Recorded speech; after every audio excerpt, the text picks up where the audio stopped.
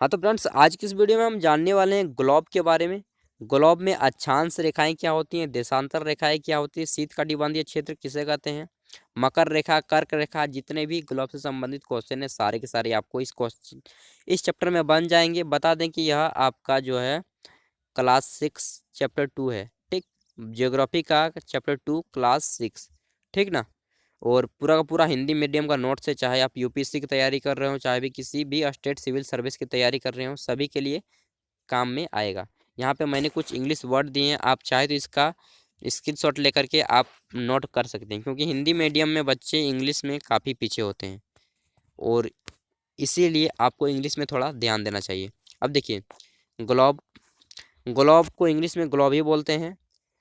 अक्षांश और देशांतर को बोलते हैं लैटिट्यूड एंड लॉन्गिट्यूड, ठीक। तो आइए शुरू करते हैं। देखिए, ग्लोब क्या है, सबसे पहला क्वेश्चन। देखिए, आप किसी भी एग्जाम की तैयारी कर रहे हैं, चाहे आप क्लास 6 में ही क्यों ना हो, सभी के लिए नज़र में रखते हुए यह नोट्स बनाया गया है, सभी को ध्यान में रखते हुए, ठीक। तो आपको कोई परेशानी नहीं होगी। ग्लोब किसे कहते हैं? पृथ्वी का एक छोटा एवं वास्तविक प्रतिरूप है। ग्लोब क्या है?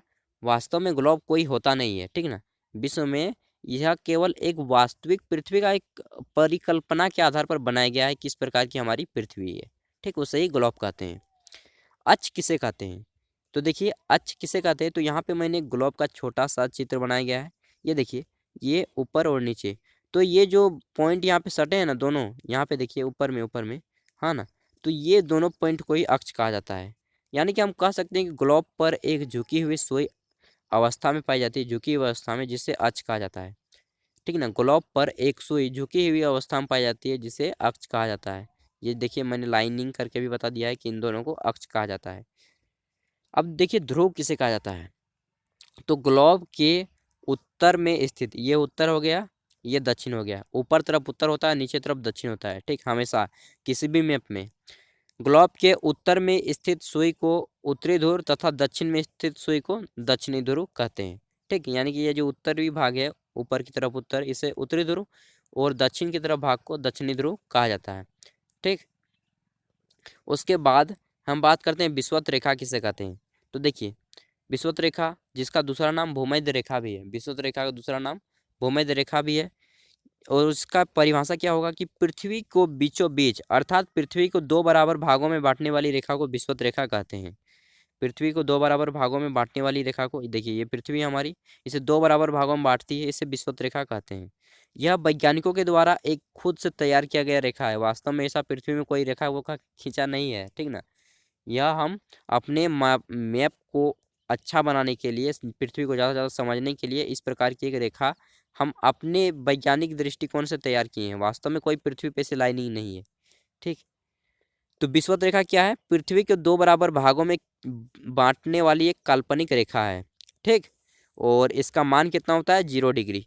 विषुवत रेखा का मान या भूमध्य रेखा जो बोलिएगा, इसका मान होता है 0 डिग्री, यहाँ पे दिखाया गया है। 5वां नंबर देखिए क्वेश्चन, गोलार्ध। यहाँ पे एक चित्र भी दिखाया गया है ताकि आप अच्छे से समझ जाएं।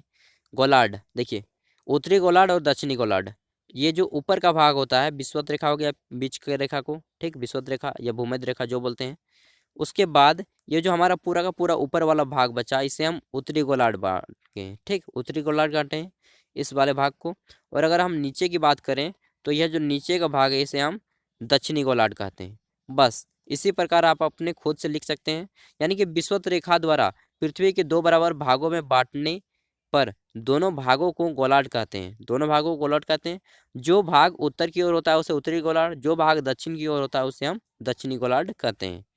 आप इसे इस प्रकार भी बांट सकते हैं, इसे आधा आधा बांट दीजिए।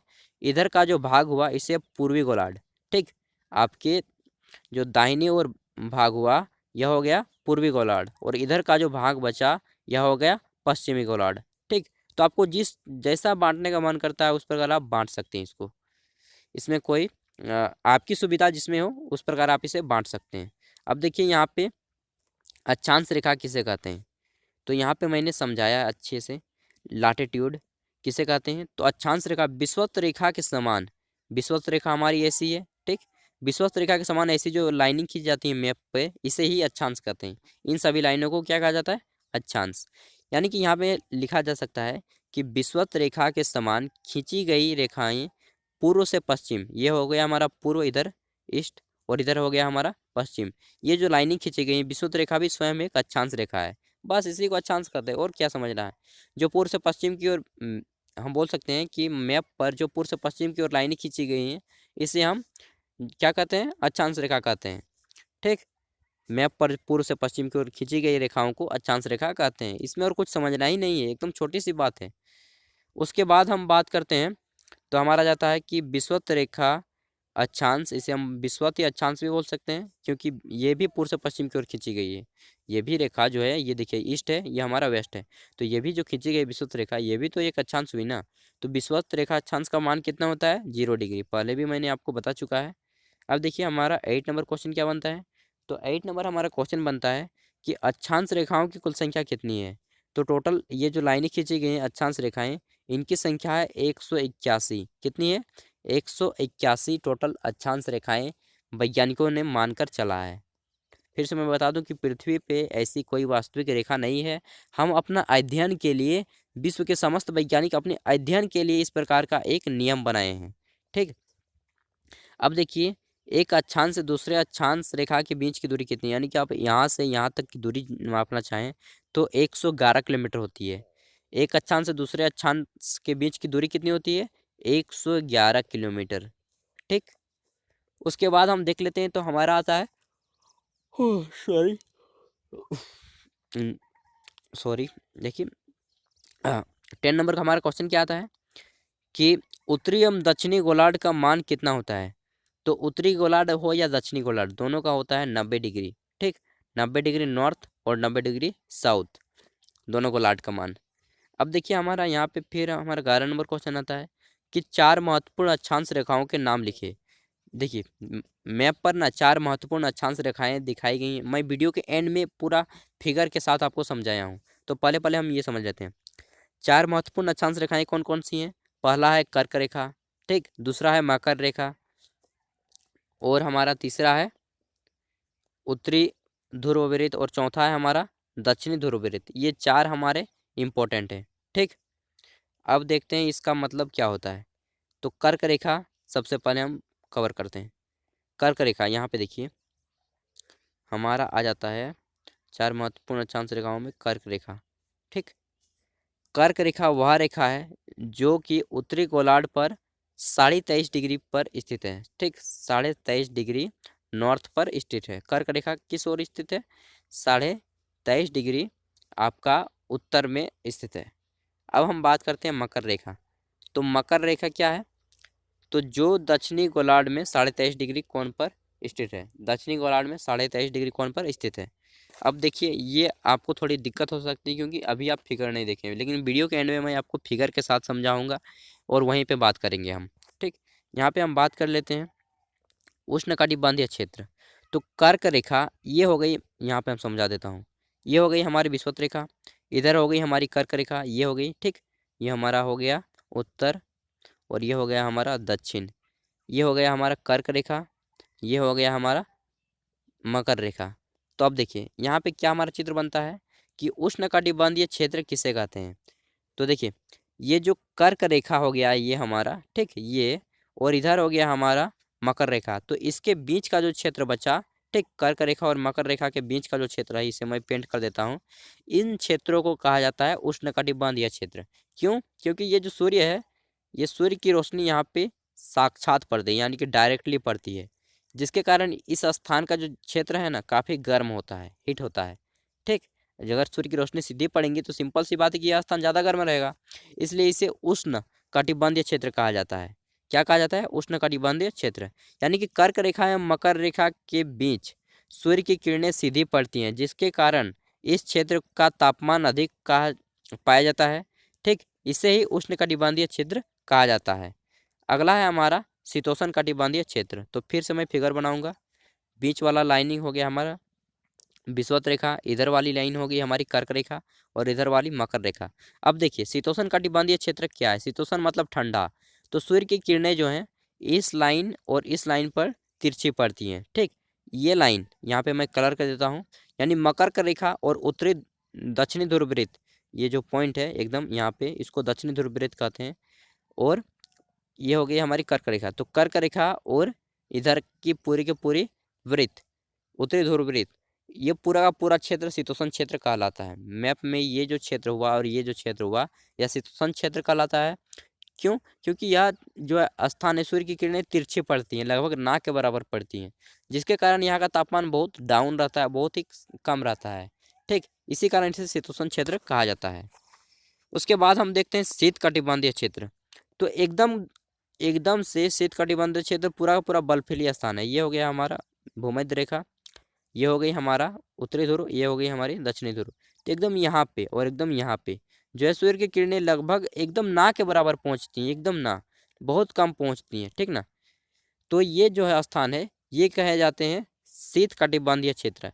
यानी कि वह स्थान ग्लोब पर, पृथ्वी पर स्थित या ग्लोब पर स्थित जो बोलिएगा आप, वह स्थान जो कि सूर्य की किरणें लगभग ना के बराबर पहुँचती हैं और उस स्थान पे बर्फ जमे हैं, इसे हम कहते हैं शीत कटिबंधीय क्षेत्र। ठीक, दक्षिणी ध्रुव वृत्त एवं उत्तरी ध्रुव वृत्त एवं उत्तरी ध्रुव तथा दक्षिणी ध्रुव के शीत कटिबंधीय क्षेत्र कहा जाता है। क्यों? क्योंकि यहाँ इस क्षेत्र का तापमान जो है अत्यंत ठंडा पाया जाता है।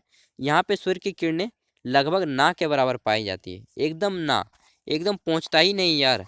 अंटार्कटिका हम बोलते हैं, ठीक ना, इसी क्षेत्र को अंटार्कटिका कहते हैं। अब देखिए 17 नंबर हमारा क्वेश्चन क्या बनता है कि देशांतर रेखा किसे कहते हैं? तो ग्लोब पर खींची गई ये जो लाइनिंग खींच जाती है ग्लोब पे इस प्रकार, इसे ही देशांतर कहते हैं। सिंपल समझ लीजिए, इधर हो गया उत्तर, इधर हो गया दक्षिण। यानी कि उत्तर से दक्षिण की ओर खींची गई रेखाओं को, मैप पर उत्तर से दक्षिण की ओर खींची गई रेखाओं को देशांतर रेखा कहा जाता है। ठीक, कुल देशांतर रेखाओं की संख्या कितनी है? 360 है। टोटल देशांतर रेखाओं की संख्या 360 है और अक्षांश रेखाओं की संख्या कितनी है? 181। ठीक, अब हम बात करते हैं प्रमुख याम्योत्तर। तो प्रमुख याम्योत्तर किस स्थान को माना जाता है? तो प्रमुख याम्योत्तर हम बोलें तो 0 डिग्री, बीस मैप में जो है 0 डिग्री का मान किस स्थान को दिया गया है? तो इंग्लैंड का एक स्थान है, इंग्लैंड जो जहाँ से अंग्रेज आए थे, वहाँ का के स्थान है जिसका नाम है ग्रीनविच। उस स्थान का नाम है ग्रीनविच। जैसे भारत में दिल्ली है ना, पटना है ना, बस उसी प्रकार वहाँ का एक स्थान का नाम है ग्रीनविच। उसी स्थान को प्रमुख याम्योत्तर यानी कि 0 डिग्री का मान स्थान माना जाता है। ठीक, गौर और ग्रिड किसे कहते हैं? तो गौर, दो देशांतर रेखाओं के बीच के भाग को गौर कहा जाता है। और ग्रिड, ग्लोब पर बने हुए अक्षांश एवं देशांतर रेखाओं के जाल को। देखिए ये जो अक्षांश रेखाएं हो गई इस प्रकार इस प्रकार इस प्रकार, ठीक, मतलब ये देशांतर रेखाएं हो गई और ये अक्षांश रेखाएं, तो इस प्रकार दोनों बनाकर देखे, जो ये जो जाल बना ना, इसे ही कहते हैं ग्रिड। ठीक, अक्षांश और देशांतर रेखाओं के जाल को ग्रिड कहा जाता है। अब देखिए सूर्योदय सदैव पूर्व दिशा में क्यों होता है? सूर्योदय, जो सूर्योदय होता है सुबह में, ठीक ना, तो सनराइज करता है हमेशा पूर्व दिशा में ही क्यों करता है? तो इसका कारण है सूर्योदय सदैव पूर्व दिशा में उगता है। क्यों? क्योंकि हमारी जो अपनी पृथ्वी है ना, अपनी पृथ्वी अपनी अक्ष पर पश्चिम से पूर्व दिशा की ओर घूमती है। पृथ्वी पश्चिम से पूर्व दिशा की ओर घूमती है, जिसके कारण जो है सूर्योदय सदैव पूर्व दिशा में होता है। 28 नंबर क्वेश्चन क्या है कि सॉरी 23 नंबर क्वेश्चन है, 1 डिग्री देशांतर को पार करने में सूर्य के सामने कितना समय लगता है? तो 1 डिग्री देशांतर को पार करने में सूर्य को 4 मिनट का समय लगता है। ठीक, 1 डिग्री देशांतर को पार करने में ग्लोब पर। अब देखिए हम अगला क्वेश्चन आते हैं कि भारत में कितने डिग्री देशांतर का मानक समय माना गया है? तो भारत में 82.5 डिग्री देशांतर को भारत का मानक समय माना गया है। यानी कि अगर हम इंग्लैंड के ग्रीनविच स्थान को बताया जाए तो उससे हमारा जो मान है 82.5 डिग्री ज़्यादा है, डिग्री में 82 डिग्री, और समय में बात करें तो 5.5 घंटा ज़्यादा है। यानी कि आप जोड़ लीजिए कि वहाँ पे अगर सुबह के जो 10 बज रहे होंगे तब हमारा यहाँ उससे 5.5 घंटा और जोड़ लीजिए, यानी कि सुबह के कितने बज रहे होंगे हमारे? 6 7 8 9 10, 10 के बाद अगर वहाँ पे 10 बज रहे होंगे सुबह के, तो हमारे यहाँ पे कितने बजेंगे? 11 12 1 2 3, 3:30 बज रहे होंगे हमारे यहाँ पे। ठीक, हम 5.5 घंटा आगे हैं इंग्लैंड से। अब देखिए हमारा यहाँ पे 25 नंबर क्वेश्चन क्या बनता है, कितने डिग्री देशांतर को अंतर्राष्ट्रीय तिथि रेखा माना गया है? तो 180 डिग्री देशांतर को अंतर्राष्ट्रीय तिथि रेखा माना गया है। अगला क्वेश्चन हमारा क्या बनता है 26 नंबर, रूस को कितने मानक समय, जो रूस देश है विश्व का सबसे बड़ा क्षेत्रफल वाला देश है, इसके कुल 11 जो है मानक समय है, जबकि हमारा एक मानक समय है, इलाहाबाद के नैनी से लिया गया है हमारा मानक समय।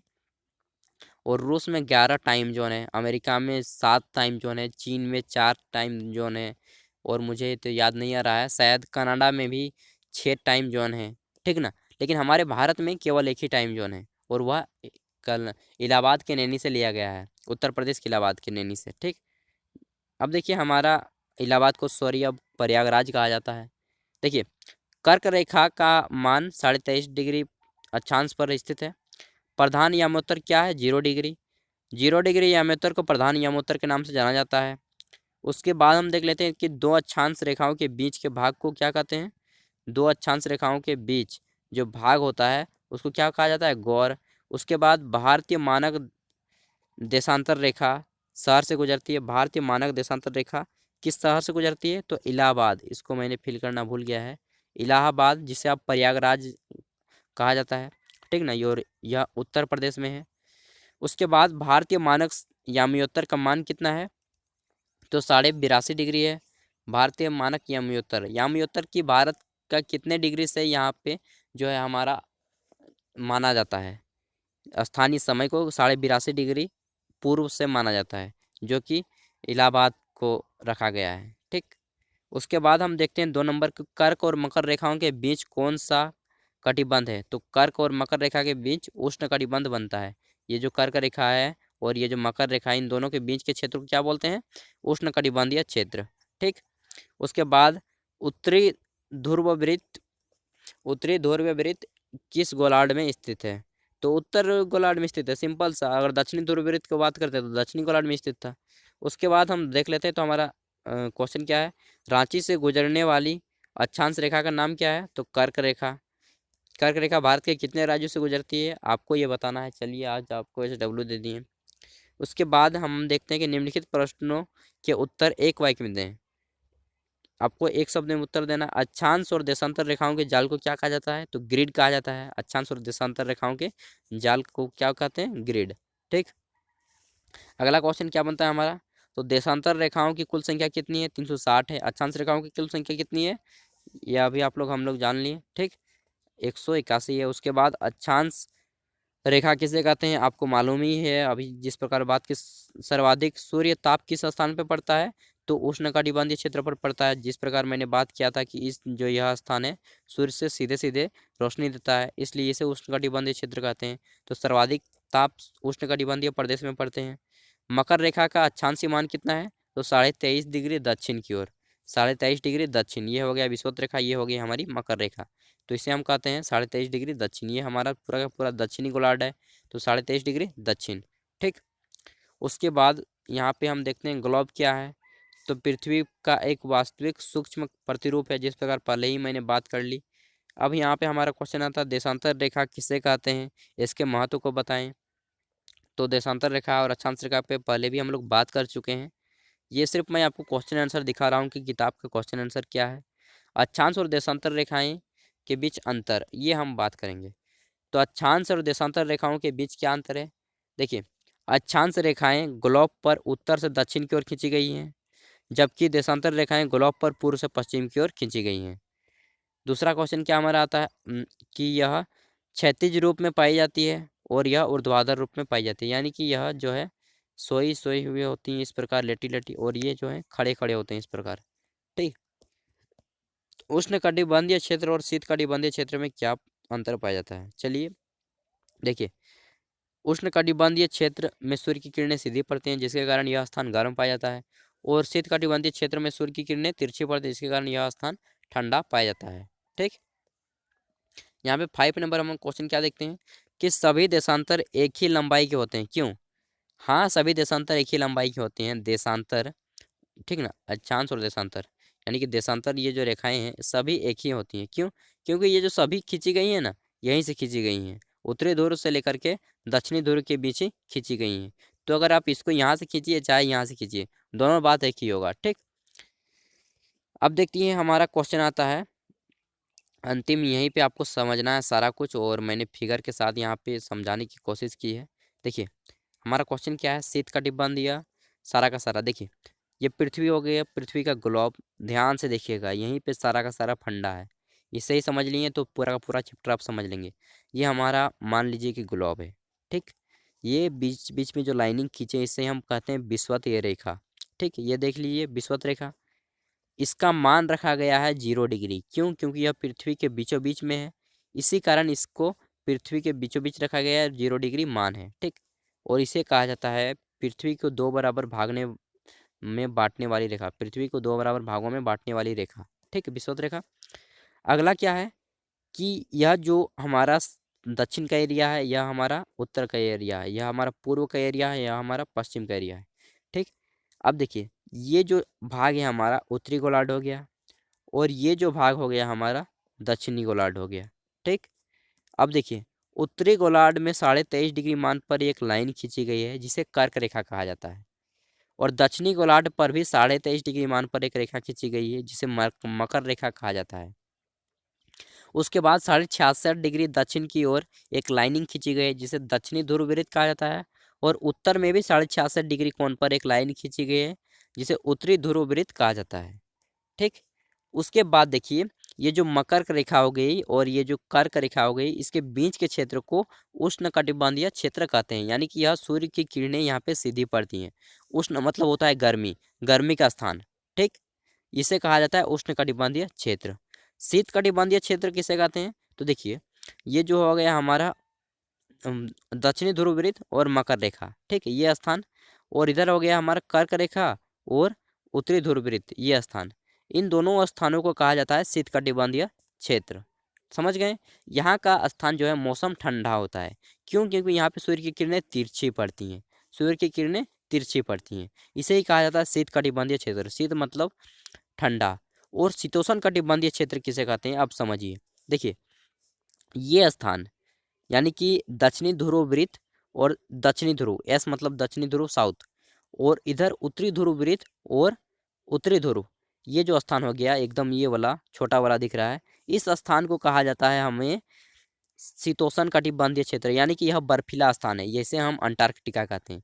क्यों? क्योंकि यहाँ पे सूर्य की किरणें एकदम तिरछी, एकदम लगभग ना के बराबर पहुँचती है, यहाँ से इस प्रकार घूम के जाती है सूर्य की किरणें, जिसके कारण यह स्थान जो है पूरा पूरा बर्फ से ढका हुआ है, बर्फ बना हुआ है, और इसके कारण यहाँ का तापमान काफ़ी टेम्परेचर लो होता है, जिसे हम अंटार्कटिका के नाम से जानते हैं, ठीक। तो इस प्रकार समझ लिए पूरा का पूरा मैप आपने। अब देखिए यहाँ पे हम बात करते हैं NCERT का फुल फॉर्म क्या होता है। तो national council of education research and training, जिसका हिंदी नाम होता है राष्ट्रीय शैक्षिक अनुसंधान एवं प्रशिक्षण परिषद, ठीक। इसका मुख्यालय दिल्ली में है, और इसके 5 उप मुख्यालय भी हैं, लेकिन कोई भी उतना काम, देखिए सरकारी जो काम होता है ना उसी प्रकार होता है आपको। और हम क्या बताएं, पृथ्वी का सही आकार क्या है? तो दीर्घवृत्ताकार है। पृथ्वी पूरी तरह गोल नहीं है, इस प्रकार है पृथ्वी, इस प्रकार चपटी, ठीक, इस प्रकार चपटी है, पूरी तरह गोल नहीं है पृथ्वी, जिसे इंग्लिश में जियोड कहा जाता है, हिंदी में दीर्घवृत्ताकार कहा जाता है, ठीक। अब देखिए जब भारत में रात के 8 बजते हैं तब लंदन में कितने बजेंगे? 5.5 घंटा पीछे कर दीजिए, 8 से 5.5 घंटा पीछे कर दीजिए, जितना आएगा उसको आप लिख दीजिए, ठीक। वही होता है, लंदन से हम लोग 5.5 घंटा टाइम जोन आगे हमारा ब्रिटेन, लंदन, वही जो अंग्रेजों ने हमें गुलाम किया था उसी देश को ब्रिटेन कहिए, चाहे यूनाइटेड किंगडम कहिए, चाहे इंग्लैंड कहिए, जो भी नाम बोलेंगे वही देश है। तो फिर मिलते हैं एक नेक्स्ट वीडियो के साथ, तब तक के लिए बाय। आई होप कि आपको ग्लोब और अच्छान से संबंधित चीज़ों में काफ़ी अब एक्सपर्ट हो गए होंगे, और कोई दोस्त अगर होंगे उसी प्रकार हिंदी माध्यम में पढ़ रहे तो प्लीज़ उन तक वीडियो को शेयर कीजिएगा, और अपने स्वास्थ्य का ख्याल रखिएगा, क्योंकि स्वस्थ जब तक नहीं रहेंगे तब तक आपको पढ़ने में ध्यान नहीं लगेगा। पढ़िए और अपने हक के लिए लड़िए। Bye bye, take care, and channel पर सब्सक्राइब करते जाइएगा पहली बार आए तो।